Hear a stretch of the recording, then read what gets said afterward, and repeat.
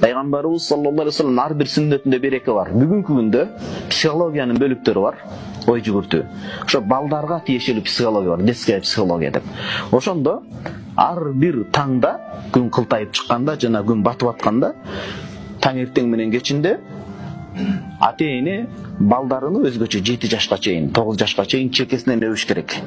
Минимум 5 ирет ошол баланын гений мыкты болуусуна түздөн түз таасири салымы чоң деп атышат. Мээни башты тартып жанагындай өлчөгөндө ата-эне баласынын чекесинен өпкөн сайын ошончолук мээси күчтүү болуп, өөрчүп, бала менен атанын, эне менен кыздын ортосунда ушундай болуп көрбөгөн сүйүү гормону күчөп, кадимкидей ысыктык болуп, ошол окуу тарабында, башка тарабында болбосун жашоонун ийгиликти коштойт дейт бир амал. А муну 14 кылым мурда пайгамбарыбыз саллаллаху алейхи ва саллям жашоосунда көрсөтүп өткөн. Карасаңыз, көрсөтүп өткөн.